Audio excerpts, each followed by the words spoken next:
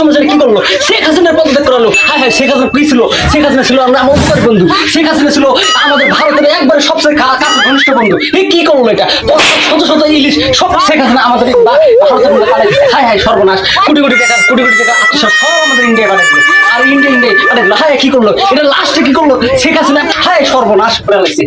এটা কিন্তু কার ক্ষমতায় বসাইতে চাইতেছে? ওই মৌলবাদীদের, বাংলাদেশে মৌলবাদীদের ভরে দিব। বাংলাদেশটা শেষ করে লাগবো। বাংলাদেশে হিন্দু সমাজের ধ্বংস করে লাগবো। এইটা কি করলো? এইটা করতে মানা যাবে না, এটা মানা যাবে না। আপনারা দেখেন, এই রিপোর্টগুলো দেখেন, সবগুলো দেখতেছেন, সবগুলো কিন্তু বাংলাদেশে এগুলো শেখ হাসিনার অবদান ভুলে গেল।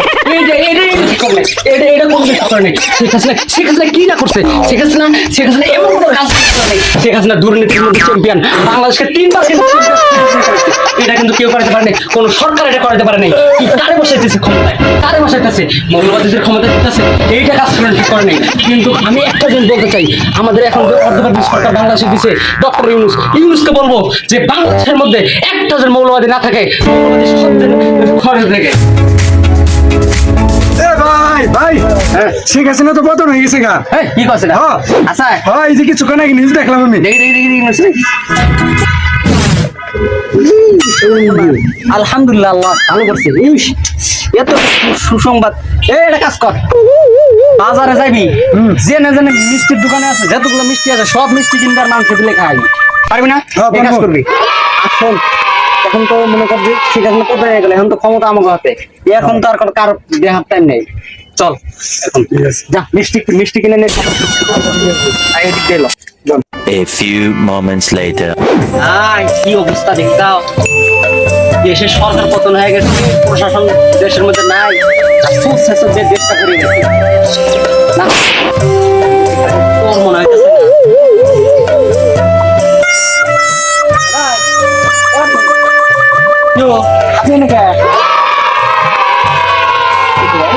কি করতেছ? না না, আমি তো কিছু করি না।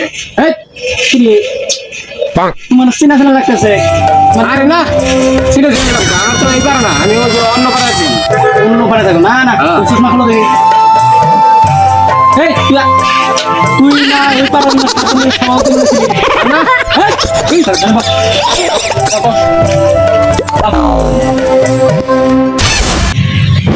তোরা হারামজাদা, দল ক্ষমতা ছাড়ার সাথে সাথে তোরা পালানো শুরু করেছিস। তোর এমপি মন্ত্রী সব পালাই গেছে, আর তুই জঙ্গল দিয়ে পালাবার চিন্তা ভাবনা করতেছিস না?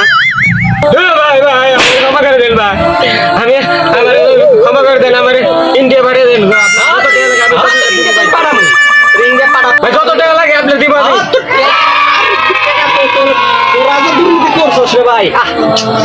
দুর্নীতির রেকর্ড বাংলাদেশে একবারে সুনাম অর্জন বয়ে আনছে।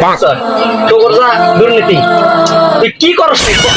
তোর তো আমি দেখে চিন্তা লাগছি তুই যে দুর্নীতি করছিস, তোর দুর্নীতি বাংলাদেশে ফাঁস হয়ে গেছে।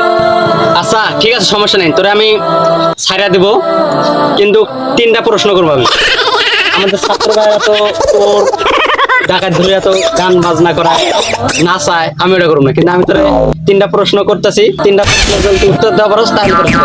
আচ্ছা ভাই তাড়াতাড়ি করেন। আচ্ছা তুই তো মুসলমানের ঘরের সন্তান না? আচ্ছা তুই সৈশত কালমা শাহাদাত কবি, কালমা শাহাদাতের অর্থটা কবি, আর যে কোনো একটা সূরা সৈশত ভাবে কবি। আর ওই নামাজ বই 5 ওয়াক্ত, নামাজ 5 নামগুলা ভালোভাবে পড়বি। কয় ওয়াক্ত নামাজ, কোন নামাজের কয় রাকাত আছে। তুমি এটা তো পারি না, এটা পারছ না? আচ্ছা এটা বাদ। আচ্ছা কোরআন তেলাওয়াত করবে, কোরআন যে কোনো সূরা তেলাওয়াত কর ভালো করে।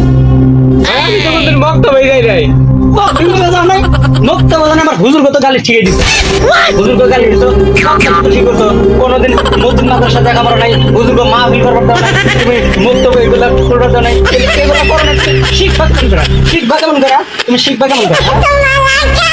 তো মসজিদে যাই না ভাই, এগুলো চালু কেন? মসজিদ আবার নামাজ বন্ধ করার লাগে মানুষের তো মসজিদ মাদ্রাসা আগে